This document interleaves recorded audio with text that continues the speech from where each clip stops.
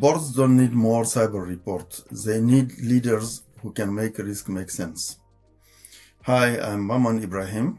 I've spent over 20 years working across cyber risk, audit, and AI governance, supporting regulated industries, including pharma, consumer healthcare, financial services, and critical suppliers. Across that time, I've helped drive over £100 million in impact through stronger risk governance and third-party oversight.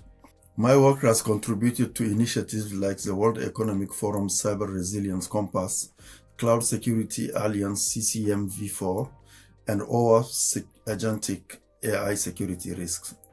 But here's what I've learned. The technical detail is rarely the problem.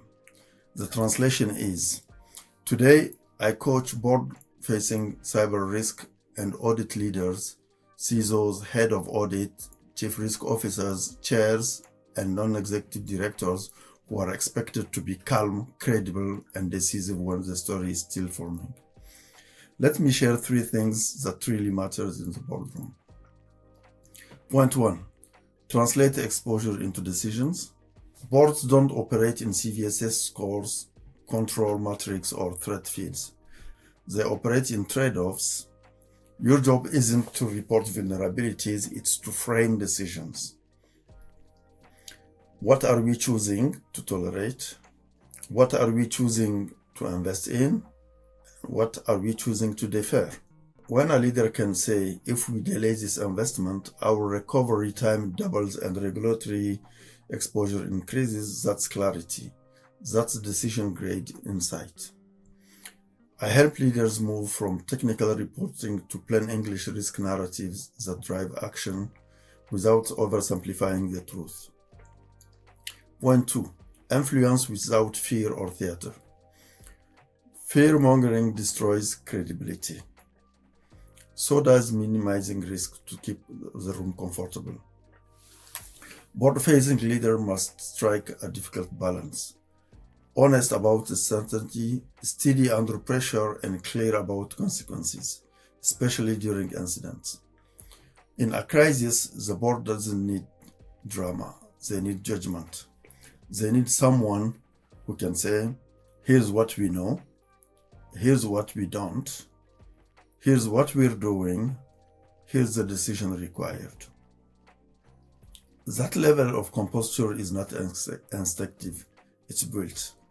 Through structured practice, like my boardroom risk storytelling sprint or crisis simulation and leadership debrief, leaders develop the muscle memory to stay credible when ambiguity is high. Point 3. Build executive alignment, not security silos. Cyber risk is never just a security issue. It touches operations, legal, finance, reputation, supply chain, and increasingly AI governance. If the CISO sounds disconnected from the CEO or the COO, boards notice confidence erodes. The strongest board-facing leaders build alignment before they walk into the room. They ensure the executive story is coherent. They make risk a shared enterprise narrative, not a defensive function update. This is why my work isn't generic leadership coaching. It's boardroom judgment work for people expected to be calm when the facts are incomplete, for people carrying visible accountability and often invisible pressure. If you're stepping into a board-facing role or carrying one in silence, know this. You don't need more slides. You need a narrative that earns trust.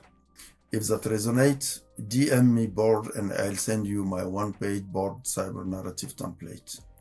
Because in the boardroom, clarity is influence and influence is impact.